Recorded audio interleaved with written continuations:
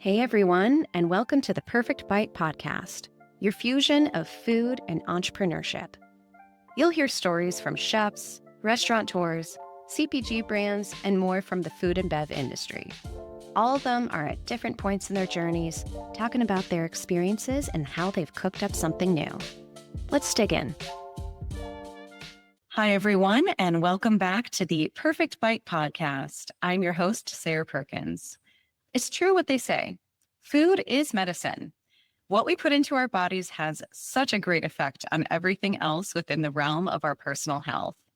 Today's host not only knows this from growing up with family traditions, but has made it her life's mission to help others eat better through delicious products, recipes, and personalized practices.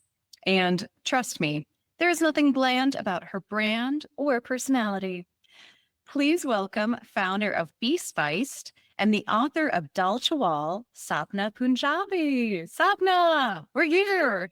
Yes, we are. Oh my goodness. Hi, Sarah. Namaste. What a sweet little introduction. Thank you so much for having me on your podcast. I am so happy to have you here again. We have to thank our mutual friend, Sally. She's got everyone in her realm who's doing such amazing things in terms of home cooking and recipes and cookbook publishing. So I can't wait to hear all about your journey and how you're about to go on your first book tour. Yes, cool. yes, so much to chat. And yes, a big thank you to Sally, the connection. She is the queen of connections. And I'm just so grateful that she is my agent and I'm in her orbit. I love it. I love it. So much to talk about, Sarah. And yes, my book, Dal Chawal, was launched. I came to this world April 8th this year. And this entire year has been dedicated to the book. And, my mission is to make Dal Chawal a common name. The word Dal Chawal has a deep connection to billions of Indians worldwide. But my mission is to make Dal Chawal a household name and not a foreign name for all people, from different cultures. Because I think everybody should have dal and chawal in their pantry and they should cook with it almost every week or every day. And you heard me say that like such a Midwesterner. Dal Chawal. Dal Chawal. No, that's okay. Chawal. That it's a word. It's just a word. So no worries. But yeah, I started and the book was launched in April. And then I got a dreamy launch here in Dallas at the Asian Museum. I was so blessed to be surrounded with lots of friends and well-wishers. And then I went to New York. And then I have just been, hustling my way, making sure that the world knows about Dal Chawal. And you mentioned about book tour. And next week, I'm headed to California. I'm so excited. Oh my gosh. I can't wait to hear more. I always love to take things back to really the beginning. What was food like for you growing up? How did you first fall in love with food? And what was cooking like in your household when you were a kid? I mean, I was blessed. I would say, thank goodness that I was born and raised in a family that celebrated food, home cooked food. My mom, that's her way of communicating love is cooking for us. And I was so fortunate that I grew up with fresh meals, almost every meal of my life for a long time. And we were big foodies, like other foodies. We would talk about what mom's going to make or for dinner at lunchtime. Yes. Also, I was blessed to be born and raised in Mumbai, India, which it is such a part of different cultures, different cuisines, and just like New York, right? You will never get bored. There's restaurants and different cuisines that are celebrated in the city. So my friends that I went to college with or school with, we would often kind of look what's in other person's lunchbox and we would share our meals. Oh. So food was, I think I was surrounded by, thank goodness, was surrounded by great home cooked food all my life, when I was being raised by India. And I would also say I was also fortunate that I was born and raised by parents who were vegetarian, who chose vegetarianism. No. And for them, I was raised a vegetarian. And now here, fast forward many decades later, that I'm here in America, in Dallas, I have 2 children and 2 kids, and they both are vegetarians. That I think that has been passed down multi-generations. That is so cool. Very much the vegetarian, veggie focused, very environmentally friendly, natural way of eating.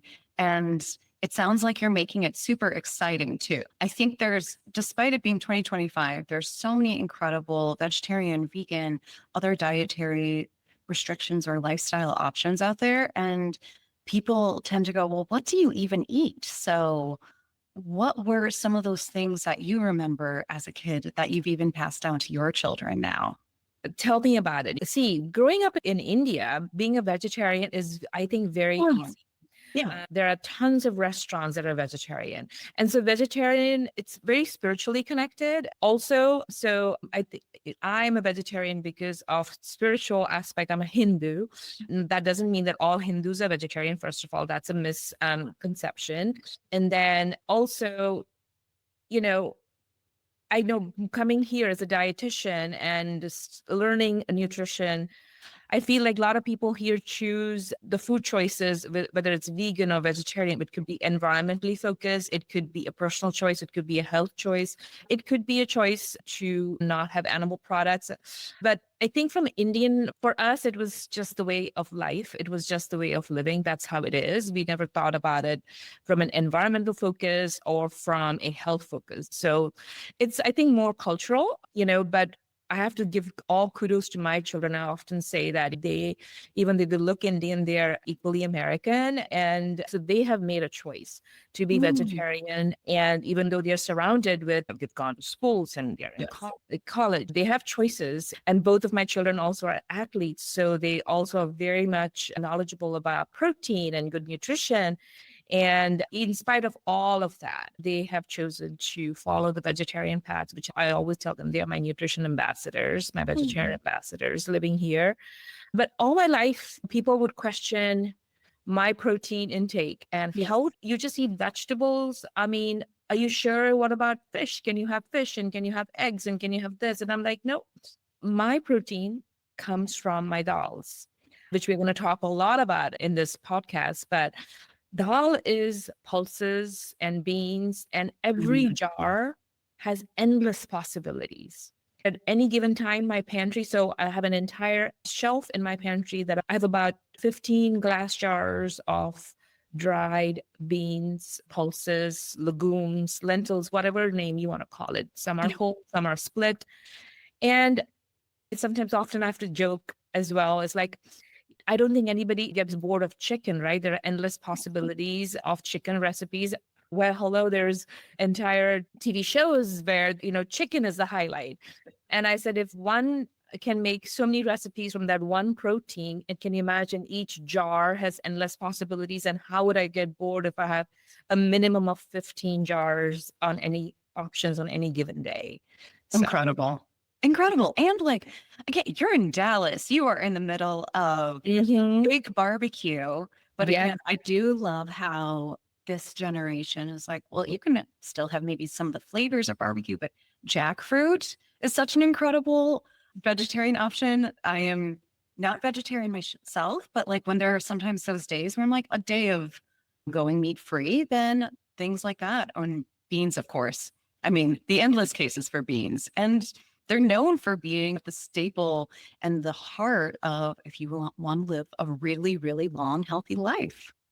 Yes, I mean, there are studies, right? The blue zone diet, Yes. and there's just so much evidence about beans that is coming up that I guess we Indians knew for centuries. We have been surviving on this. And again, that I'm not saying that all Indian food is, plant-based or vegetarian.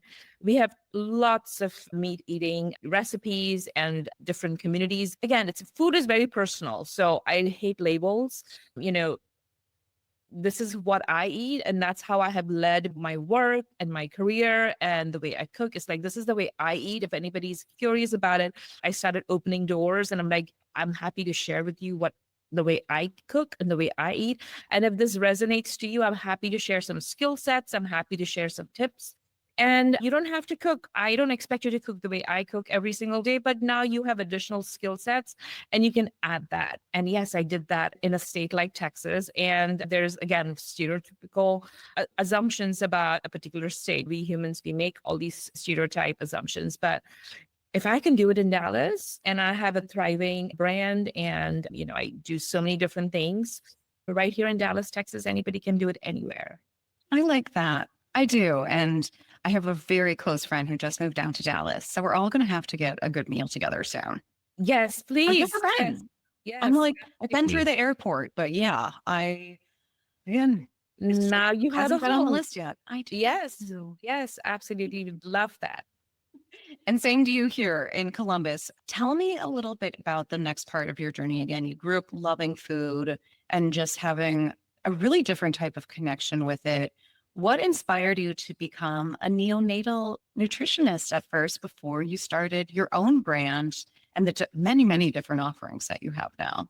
Yeah, it all starts, right? Our past holds different chapters, and Yes. each chapter unveils the next one. So, and when you mentioned Columbus, Ohio, my journey in America in the late 90s started in Ohio. So, I came Amazing. to the United States to do my grad studies in nutrition. I was a dietitian. I did my undergrad in nutrition and dietetics in India. And then I chose to get grad studies here. I went to Case Western Reserve. Love my university. And again, I feel like, the paths, it's just so funny, like how when things are meant to be. I was this fresh off the boat. I mean, I knew I wanted to just be in hospital setting. I was very interested in the clinical aspect of nutrition. And I signed up for a coursework in neonatal nutrition. I had never studied, I didn't even know how can nutrition it's so critical that doctors have to handle nutrition. But no, I stepped into this course led by a pioneer in neonatal nutrition. I was so fortunate to be trained by Dr. Sharon Growargo, who is the mother of neonatal nutrition. And I told her then, I said, I found my calling. And I promised you after graduation, I'm going to dedicate my career in neonatology. And that's what I did. I moved to Dallas and worked in one of our leading hospital systems here in Dallas, Texas, and focused my about 11 years, my first part of my career in neonatology and women's health. Absolutely fulfilling experience. Very different to what I'm doing right now, but extremely fulfilling journey. That first chapter of my career here. And what made you say you wanted to then expand that journey? So I love that you were focused on women, you were focused on babies, just how important nutrition is at the start of life, but also just sustaining women. We've got a lot going on, Yes. to say the least. And sadly, especially in Western medicine, we're just not given the same considerations. We are not test subjects, or we are not put at the center of research. And so there's just a lot of misconceptions, and there's a lot of then essentially pushing women to the side when they're trying to explain symptoms or something going on with them. Yeah, I mean, I think Western medicine overall has a different approach, right, compared to Eastern wisdom. And I feel very grateful that I was trained by the best doctors and the best school. And I have huge respect for evidence-based medicine. But everything is algorithm-based, everything has deeper protocols. And I think Western medicine is very symptom management focused. Like if you go to any PCP, even the best of PCPs, right? They have an algorithm that they follow because that's how the training is. If you have allergies, then is it dry? Is it cold? You look at the symptoms. If you're blocked, sinuses, then this is the path they go to, right? That's how it is. From an Eastern wisdom perspective, you are treating the entire human being, and the human being came with symptoms, but there was a reason why. Someone's allergy could be sinus focused, the other person's allergies could be eyes focused. They may have exhibit different symptoms. Why did this person exhibit that? And you're not only treating the symptoms, but you're trying to find the root cause, and you're trying to help that person. So I feel very grateful that I am not only a dietitian, but I also have a formal, even though, the foundation of Indian food is Ayurveda, which I hope we talk about that. But I also formally studied Ayurvedic medicine, and I'm an Ayurvedic practitioner. But, think about, again, even though I did the formal training, but I think pick any Indian mom. Our first pharmacy is our kitchen. And I'm saying only Indian mom because that's my background. But I also have to say that any culture, our grandmas need nutrition. Yes. Um, Yes. Has to have they were, this. yeah, they were so in sync with what the changes happening in nature. Yes. Right. And I think over time, with industrialization, with modernization, I think we have done autopilot. And I feel, have given away our sensory intelligence to machines or to somebody else to take control. And I'm worried that it's going to be a different era now with AI happening, right? So when I sit down and talk to individuals, whether it's in an individual setting, in a conference setting, in a speaking setting, I just try to my goal is like, okay, let us not lose our sensory intelligence. And Ayurveda, even though it's the oldest practicing holistic medicine in the world, the foundation is living in sync and in harmony with nature. And that is why I think the Ayurveda resonates to diverse cultures and diverse population. It is so deep and so vast, yet it is so simple and practical. Yes. And like you said, we lost it, even though this could be some of the simplest ways that we help ourselves feel better, we help ourselves live longer, and we treat quickly at home. And again, if you talk to any of the top chefs, they're always like following the seasons. They are working with seasonal produce because they want it to be as rich and beautiful and nutritious as possible. And it makes all the difference. Just simple ingredients, well done. Absolutely. Yes, absolutely. You don't need to overcomplicate. Yes. So tell us a little bit more about Ayurveda. So the history behind it, why it really spoke to you, and then how you took essentially saying, okay, yes, I've been in a modern hospital setting, but how am I going to bring these beautiful ancient practices to the forefront to modern age and start your own business, be spiced off of it? Yeah. So before I dive into what Ayurveda is, I would love to tackle about my transition from my hospital setting to entrepreneur setting. I mean, as I said, it was a very fulfilling 11 years in the hospital setting, but something within me was like, I think whether it was the entrepreneurial gene that I have from my father, or it was just like, even though throughout my times in the hospital, every time I opened my lunchbox, because I was a vegetarian, there's only so many salads and there's only so much protein, sadly, that was available at the time, at least. So I would rely on home cooked meal. But every time I'd open my lunchbox, I felt like I was constantly answering questions about, oh my God, that spice, the smell, what is it? It's the curry. And I was always answering questions about every time I opened my lunchbox. So I think nature or the universe was actually gearing me or prepping me in answering all those questions every single time somebody would be curious about the way I ate. And then fast forward, there was a shift of it. It was like personal shift with my children being too young and I wanted to spend time with them. There was something in me that was wanting, like, this was not a sustainable way for me to feel fulfilled in my career. And I took the plunge, took a leap of faith, and I said, I'm going to open my kitchen and I'm going to teach people how to cook the way I eat. And it started with 2 or 3 people, and then it just went on and on. And I would have sold out classes at home. This was like back in 2013. I started teaching in commercial kitchens and started leading wellness lectures at the museum, leading wellness lectures for different groups. So I felt like I needed to go back and I was getting hungry for knowledge too. So that's when I also started enroll myself and I studied Ayurveda formally. So talking about what Ayurveda is, Ayurveda basically means science of life. It comes from 2 words, Ayur and Veda. Ayur means life and Veda means science or knowledge. It truly is science of life. It is, as I said, is the oldest practicing holistic medicine in the world, 5,000 plus years old, but it has the main focus is living in harmony with seasons, making sure that we are preserving health. And the focus is to actually preserve health to prevent diseases. And if diseases happen, then how do you manage not only the symptoms, but also focus on the root cause. So Ayurveda is ingrained in India, in our food system, in herbology. There are actual colleges and universities in India where you can study Ayurveda. You can be an Ayurvedic physician. You can be an Ayurvedic pharmacist. I often tell people it's not a voodoo science. It's a very scientific medicine.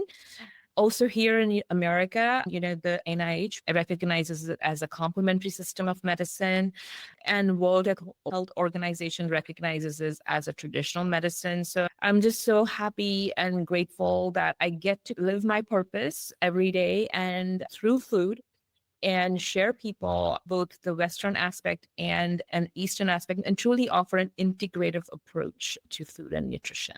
I love that. You're so passionate about this too.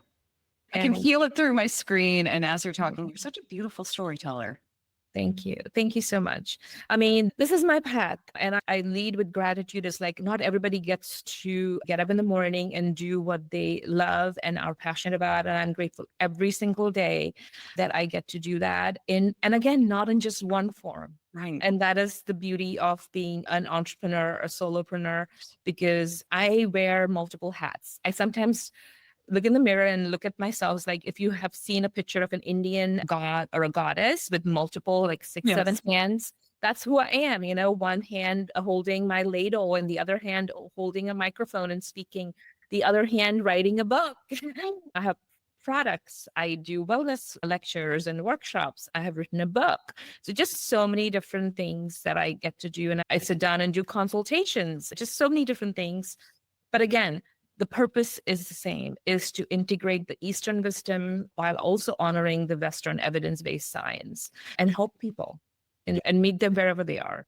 Yes. And even your whole brand is very holistic. It's just all feeding into each other. Like you mentioned, you're still doing consultations and wellness workshops and different classes along those lines so folks can learn more. When did you decide to do your own CPG products? You've got these gorgeous bottled spices and different blends. How did that process come about? Was that difficult? Was that fun? It's very fun. I wish I have extra time because I have so many ideas for newer products. But it came when I opened my doors to teach. Not everybody enjoys cooking, which is sad, but everybody's has different priorities, but everybody enjoys a meal, right? So they're like, oh my God, I cannot come to your home for learning classes, but can you bottle something up for me? Can you make something up? Or if I would teach in a class and I would show a blend, oh my God, your chai always tastes so good. What is the secret? The secrets are always spices, right? And every home has their own family recipes. So I'm like, okay, I can put this in a bottle. And so it was very organic, and it was very much led by what was being asked of me at the time. Amazing. And then are you now working with a co-packer, a manufacturer, so that you can do it on a high scale? Not yet. That is the hope. So if anybody's listening, reach out.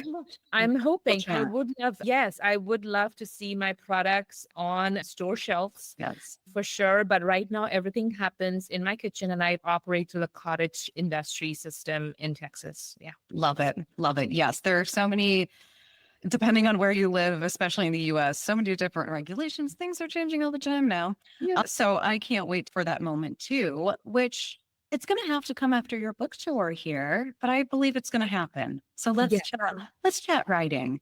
When was the moment that you said, I think I need to become a cookbook writer? I need to put all of these incredible Dal Chawal recipes down. And how did you get connected with our good friend Sally to get it all started? Oh, yes, that is a journey. It's been a very beautiful and a very fulfilling journey thus far. And I knew when that whole change and that shift was happening for me from clinical to this entrepreneurial side, book was always there. TV was actually even higher on the list. I always envisioned that, and that dream is still not dead. That dream is still much alive. I would love to be in front of the camera. I love to talk. I love to share. I actually had put my efforts into that, but COVID and life kind of changed my trajectory. And I said, okay, I'm going to leave that on the shelf for a minute, and I'm going to dive deeper and put my energies into a book. So I always wanted to share about the way I ate, whether it was to one person or to in a published form, whichever I can reach people in all corners of the world. So the book was definitely there. I was very restless. I'm like, oh, I'm going to write some pages. I'm going to put everything together. I'm going to publish it. And it should be done in a few months. It's taken 4 years. Yes. And I have learned by having amazing circle around me that surrounded me through this whole book writing process. It is a process. It is a process and you can't rush it. And, how this is saying, right? It's not delayed. It's just you're waiting for the right time. Oh, I love that. Nothing is delayed in life. It's just the timing is not right. And I had to tell that to myself because that restless part of me is like, no, I can do this. What do you mean it's going to take 6 months for this? Or what do you mean it's going to take a year for this? But it needed that because it had to be thorough. Every step takes time. So I have to tell people, whoever is thinking about writing a book, I'm sure there are people who have whipped a book in a few months, self-published it. I chose not to do that because my goal, that was a personal benchmark. I wanted to write a book that outlived me on this earth.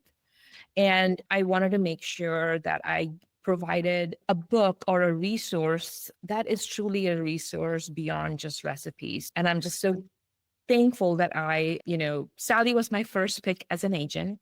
I was very nervous. I had known of her. I had done a course with her and her mom, who was amazing, Lisa. And in my heart, I had sown that desire that, oh my gosh, I would love for them, the Eckes group, to represent me. But just to work on the proposal took a year. And I was going through a radical personal shift around that time as well. But when I hit send, I still remember I had said a lot of prayers when I had sent to Sally that my proposal, and the response that I got, I was just like bawling, just in tears. And I'm just so grateful that Sally is in my corner. I'm in hers, like they're in each other's orbit. And the rest is history. She took over and found me the perfect home for my Dal Chawal to stay forever, for my first book to stay forever. So it has been a very fulfilling journey thus far. And I think it's begun, right? Once the book is released, that's when actually the true journey of the book begins. Yes. Like you said, it gets to find its way to all the other homes from your home. Yes. What was it like to do the recipe testing and development? Was it something that you enjoyed? It's kind of tedious as well, right? To get everything very perfect. It is. And being a type A, and again, my skill set as a dietitian I've led research projects and I've published research. So I understood like how you conduct all of that, and then moving that into home style recipes where ask any Indian who will say if they watch their mom cook, Indian moms measure. There is no, I never grew up with a tablespoon or teaspoons or measuring cup. I went to a culinary school in India. So I was the one who had to purchase measuring cup and spoons later on. My mom till today never uses any measurements. So it's very intuitive eating. Again, it's a popular term, right? Intuitive eating. And I sometimes have to laugh. And I'm like, oh my gosh, that's how traditional cooking is. It's all intuition. You don't have to give fancy words to it. So that took a time, right? Because everything had to be measured out. It had to be repeated several times, because if I can create this bowl of dal, I wanted to ensure that other people were able to replicate that and have almost similar result. Sometimes the color may be different or consistency can be slightly different, but for the most part, it should not be completely different from what I intended it to be.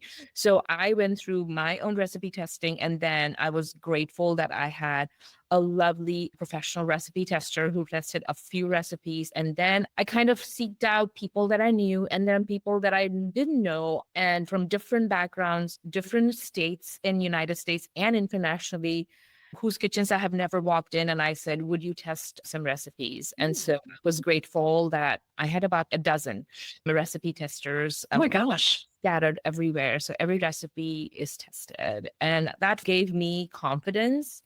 Okay. And some of the feedback and that I received from them and definitely helped make some tweaks and changes. So they were definitely very helpful in this process. Incredible. I feel like that was the very data-driven side of you who was like, not just one. We are going with at least a dozen folks. How many people can actually make it? It's very statistician focused as well, right? Like, what Yes. is the Now best people? I tell people I have a Western side of a brain and have an Eastern side of a brain. I love my calories, protein. I can do all of that. But at the same time, I also have the Ayurveda side of the brain. Okay, is this food heating or cooling? What is it going to do? What season is it? Is it rough or dry? Those are the other kind of qualitative aspect of food. So that's how I work, is both the sides have to fit in. Yes. I feel happiest too when I've got both sides of my brain working in terms of analytics meets creative, because there's some of us who we can't just use one side. Yes. And sometimes I envy the people who are just so specialized in certain areas, but I think it just leads to a big, like you said, more holistic, a richer sense of what's going on. Yes, for sure. Tell us a little bit more about the recipes within the book itself. So I know it must be hard to choose one, baby, but are there a few favorites that you point out off the bat? Are there a few good beginner recipes that someone should start with as they're entering into this world? Yeah, absolutely. So first of all, just like to tell you about the book, I have a copy right here in front of me. And if you don't, you should get one. Again, there are so many beautiful, lovely Indian cookbooks out there. So when I sat down as to how it should look and how the chapters and recipes, I really wanted to have a different approach because I wanted to contribute and not just crowd the space in that genre. So any Indian book will have some dal, will have some rice. My book is focused on dal, true celebration of pulses, beans, and lentils and rice. So it's all vegetarian, also happens to be all gluten-free, right? So I laid out chapters by the type of dal. My goal was, again, this is one of the constant feedbacks I have received whenever people would talk to me about Indian food from the time I stepped in on this soil. Either they like Indian food or they don't. So if they love or like Indian food, they're like, we love Indian food, but it is so overwhelming. I can never cook it. It looks very complicated. And I'm like, complicated? It's so easy. What are you talking about? So I wanted to have this book where people can, okay, I either have a dal already sitting in my pantry, or I ask people, invest in one bag of dal, open that chapter, experiment and explore and see the possibilities of that dal, and slowly build your dal chawal pantry one dal at a time. So it is budget friendly, it's economical, and also you can try so many things and you see the possibilities that we see as Indians. So that's how the book is laid out. Which chapter comes first, which recipe comes, every single thing is very intentional. So you ask me what is my favorites and then what is easy or what should people start with. The very first recipe in the book is made with split mung dal. And I tell people, dive into that first. That is why it was the first recipe in the book. And I tell, if you can cook pasta, you can make that dal. And the beauty of that is it's the same way of cooking. You don't have to measure the water. You just have a pot of water and then put your dal and cook it till it's al dente. And then you strain the dal from the water, but don't throw the water away as you would do for your pasta water. Yes. The dal water becomes a dal broth. So it's a zero waste recipe. So cool. It's like, how easy is that? And then, yes, you would have to buy some spices. And I think every pantry should have spices. A food without spice is life without spice or life without any creativity. So even before the recipes begin, I talk about Indian spices. I talk about Ayurveda, because this book is more than recipes. It's truly a resource book. So that is like my first recipe for y'all, for anyone that wants to kind of dive in. Coming to my favorite recipes. So this book celebrates home style Indian cooking, traditional Indian cooking. It is not a fusion book. It is, so people may not recognize it here, but my benchmark was, I don't want any Indian auntie or grandma to stop me and tell me you messed up the traditional recipe. Oh, no. So I wanted to honor the authentic names. Every recipe has the authentic traditional Indian names. It also celebrates different regions of India. Indian cuisine is one of the most diverse cuisine in the world. The tastes or the cuisine changes. Sometimes people say every 100 meters or a few kilometers, there's a different taste profile. It is so diverse. I definitely couldn't capture every single dal recipes. This was just a glimpse, 85 recipes. So I wanted to make sure that these are all true recipes. I also wanted to honor my lineage. I'm from North India, but my community is I'm a Sindhi by my lineage. So I wanted to make sure that Sindhi cuisine is celebrated and definitely included in this book. So I would say my favorite recipe it's a Sindhi dish, a combination of rice and dal dish. It's caramelized onion rice, which is called Dal Chawal. Oh, And then there's a spinach and dal stew, which is the Sindhi name is sai bhaji, which literally means sai means green and bhaji means a vegetable or a stew. And so I think that happens to be both my children's favorite dinner combination. It's just what gives me joy and comfort of home. And that's what Dal Chawal is. Whenever I'm at my farmer's market and I'm selling the books and my products, I just wait for an Indian to pass by and they stop and they look at the name and it instantly brings smile to me.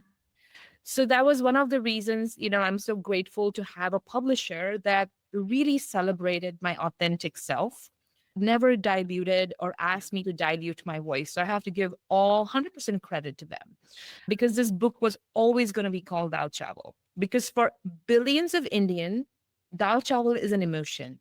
Dal literally means beans and chawal means rice, but that is not what Dal Chawal means to billions of Indian. So I wanted to make sure it just brings a smile to every Indian when they see the title of the book is Dal Chawal. Yes, it sounds like a sense of home, a taste of home, no matter where you are. I mean, exactly. That dal you just described, I was like, this, we're heading into fall. This sounds like the most perfect thing on a little chilly night to cozy up. Yes. I cannot wait to dive in myself. I'm really excited by that. Yes. I mean, you said, again, I grew up in the Midwest and it's hard when you're like, well, there's all these misconceptions about Indian food. Everyone just uses the word curry. And you're like, that is not just. It's a colonized term. It's a colonized term. And let's not even go there. It's thankfully, people have already spoken about it. So in our home, if you say, well, I've made a piece of curry at least in what I have known and also seen my friends and my family at different places use something that has gravy. That's a curry. So it's not a spice. I have about 50 plus jars of spices in my pantry, not a single spice blend that is called curry spice. That's a fresh curry plant. I don't have a curry spice. So you would not find curry spice in this bag. For sure. I love that. And then again, it's just like a really cool, accessible way to educate others. They're like, wow, that is something cool and new I can try. And again, focus on really great vegetarian meals as well here. Yes. So you're about to go on your book tour. This is going to launch at the start of your book tour. So I'm so lucky that I get to talk to you right before then. Tell us where you're headed and are you a little nervous? What are you feeling about it before you head up? I'm not nervous. I am excited. I'm just so grateful that I get to do this as a first-time author. Again, I cannot do this alone. There is a circle of friends, of well-wishers, of my team at Hardy Grant, Sally. There's just so many people. There's so much of behind the scene. And I remember I told Sally and my publisher, I said, I cannot wait to write the book because I am waiting for the book to be released so I can help sell this book. And they're like, oh, really? Because I'll probably be shy from that. And I'm like, oh my gosh, I can tell you that if you speak with me for 10 minutes, I'm hoping that I can convince anyone to pick up a copy. Because I think it's not just because I wrote the book, because I think this book offers recipes, it offers nutrition, it offers Ayurveda wisdom. Everybody should have this. So I was excited for this book to be released and I had so many dreams, which again, a little segue. My name Sapna means a dream. So I definitely have big dreams. And so I was so excited. I'm like, oh, yes, I wanted to definitely have the buzz when the book was launched. But I'm like, this journey is just beginning. And I'm hoping to continue to sell this book and hopefully write other books for a long time, because this book is not a trendy book. This book is not going to lose its value or its charm 4 years from now, 5 years from now. That is what I deeply believe in. So I'm so excited that I get to go to California. I am going to go to LA. I'm going to go to Orange County. I'm doing a lot of driving in the Bay Area. You're going to love it. Yes. So I have the entire schedule on my Instagram. And, there are some wonderful, wonderful public events. There are some private events, corporate event. So I'm really, really grateful for how every single piece fell into place. And I'm just so excited to be talking to new audiences, diverse audiences, and talk to them about Dal Chawal. Yes. You are the best type of founder, I have to say, because like some people are like, yeah, that's going to be really tiring, or like, yeah, that's kind of scary. And you're like, this is so much fun. This is why I wrote the book. You're so I wrote the relatable. book for it to be sold. That is the goal. So I want this book to sell. I want this book to be in every single home. I want this book to be in an Indian home. And I'm loving that I'm finding from the absolute generous reviews that I have seen online and people that send me messages or send me DMs. But my audience, right? It's for a diverse audience. And I especially feel happy when Indian folks, especially older generation, because those are my tough sells, but they are recognizing it because they're like, oh, it's Dal Chawal. I know how to make Dal Chawal, right?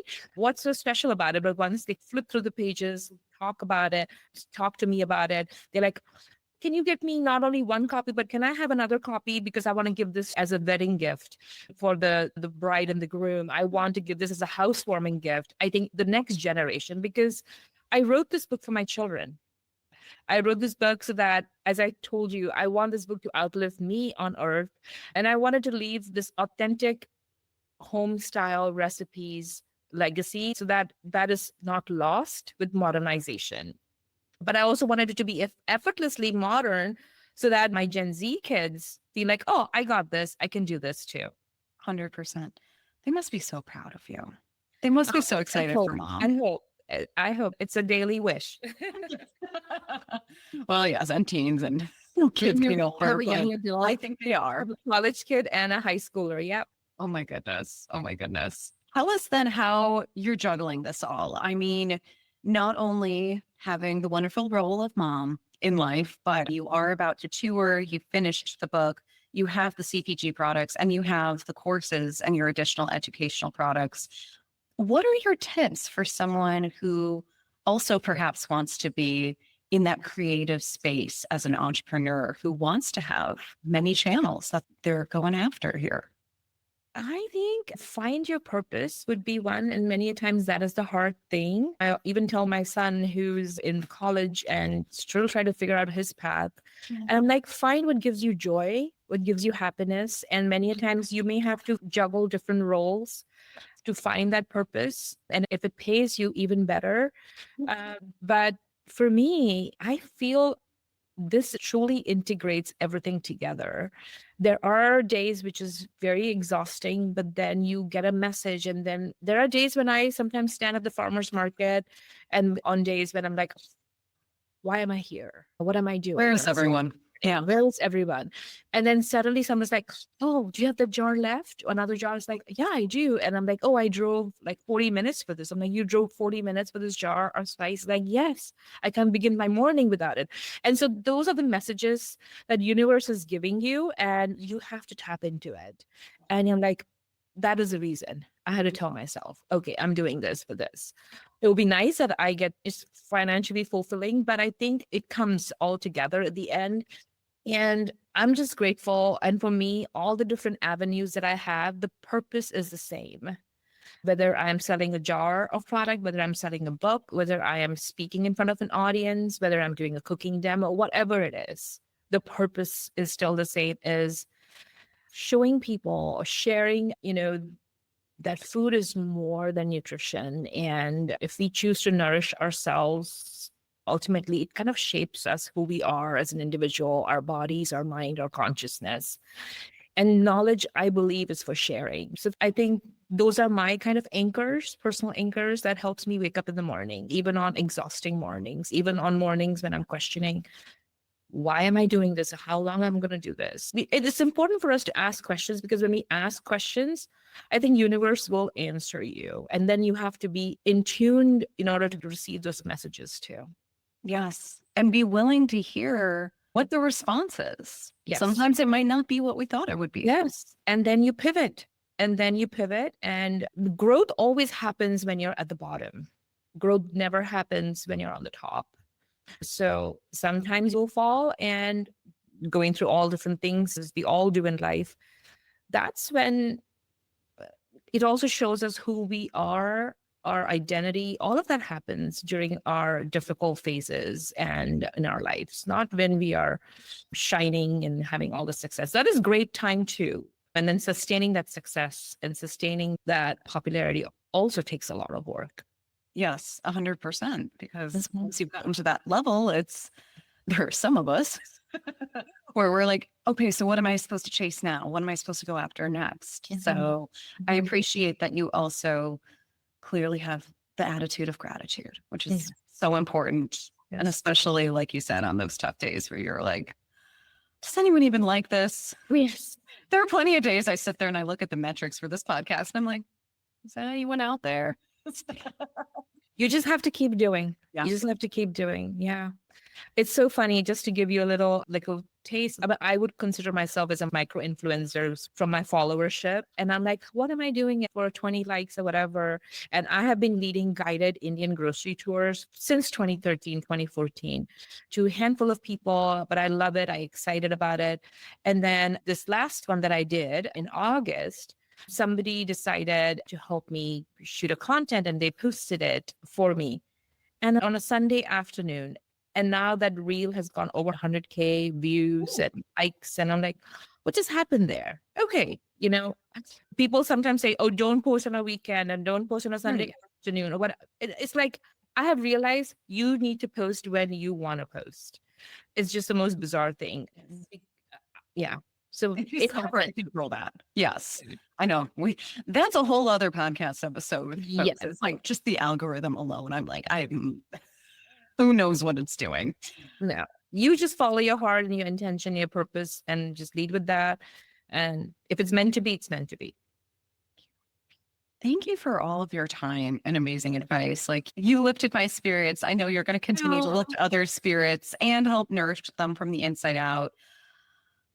Okay, before we get to the world's best and hardest question, what are you most proud of so far? And how do you want to continue to grow? What do you think is next? I think for my existence, I think I'm extremely proud and grateful to be able to be a mom to two healthy, loving, amazing children, to both my kids, my son and my daughter. They are my teachers. They are my patient testers. They are my challenges. They are absolutely the most, at the end of the day, the most gratifying source of energy and positivity. And also who question me, who are my cheerleaders. So I would say that is the role that I most cherish, is motherhood. Grateful to be that. Yeah, for sure. I love it. And what do you think is next in the journey after the book tour? Oh, I think it's going to be a long book tour. California is just one part. I'm hoping to have more talks, continue this path of talking more about Dal Chawal. My goal is, after California, do more events, but I'm hoping to also travel in India. Ooh. That would be an interesting experience, to sell Dal Chawal cookbook to Indians in India. I love that. So let's see if that happens. I have so many ideas. I think this is just the first book. It's like I got the taste. You know how they say you got the taste, something, and now you want to go for more. I already have like 2 or 3 ideas. And Saliki says, first savor this moment. We'll get to that. So I'm savoring the moment, but I'm also kind of putting in thoughts as to, I'm getting every comment, every feedback, every compliment, every question that I get. You got to listen. You got to kind of keeping that in a nice little jar so I can use it for my next book. for sure. But I think there are more books in the horizon. Love to see my products be in stores. I will hope to God. I really hope to God, because I think that's my joy space, is to be in front of a camera. Again, there are people who are very shy, who don't like it. I don't prepare for my talks or anything.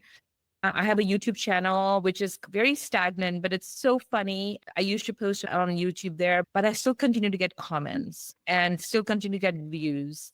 So I hope that God allows me, or the universe allows me, to be in front of media and TV to actually kind of show and demonstrate the way Indian food is cooked and talk about Ayurveda and Indian food. Amazing. Well, we're manifesting it here. It's out Yes. there. Yes. All right, Sapna, it's time. A little reminder for everyone. This is called The Perfect Bite, because we talk to folks across the perfect bite of the value chain of food and the amazing things you entrepreneurs are giving back to it. But it's also because we all have our own perfect bites, our recipes, memories, just a perfect bite you had that you'll never forget. And that's unique to your taste buds. So, Sapna, what is your perfect bite? I mean, you may say it's cliche, but it truly is warm, piping hot rice with a ladle of hot spiced dal with some spicy achar or Indian pickle on the side. Oh, yeah. And then you eat it with your hands. No, interesting. Yeah. Oh, that sounds amazing. And yeah, you eat it with your fingers, like not like your palm or whatever. You eat with your hands. I think that is the ultimate. The Indian word is called tripti, or like it's soul warming and content. That I would say is my perfect bite. Oh, I hope you get to have it today. Yes, I do. I do have some dal waiting for me and rice. Amazing. Thank you again so much for your time, for your energy, for everything you're giving back to others. Can you let listeners know where to find you? So your social accounts, the website, and where they can purchase Dal Chawal. Thank you. First of all, thank you for the opportunity, for your platform to help me share my message, my book, and my story to your viewers and beyond. My brand is beSPICED, because I truly believe that you don't have to be bland in life. You got to be spiced, not only in your food, but also all through your life. My Insta account is be.spiced. I hope I get to see several of for those who are watching this, during my California book tour, which is from September 18 to September 28. All the details are in link in bio on Instagram. And I cannot wait to see you, and let me know if you found me through this podcast. I'd love to meet a lot of people. So yeah. Perfect. And then where can we find the book? You can find Dal Chawal on any online platform. You can find Dal Chawal wherever good books are sold, not only in the United States, in the UK, in Canada, in India, in Australia. So it's a global, again, thanks to a publisher that believed in my book, has given it a global release. So I'm really, really fortunate. Incredible. Again, can't wait to get my copy here. Sapna, thank you again. And everyone, thank you so much for listening in. This was Sapna Punjabi's Perfect Bite. Thanks for tuning in to The Perfect Bite today. You can listen to future episodes on Apple Podcasts, Spotify, and anywhere else you listen to podcasts. Thanks in advance for subscribing, rating, and reviewing. You can follow The Perfect Bite on social media @PerfectBitePod. Now go get something good to eat.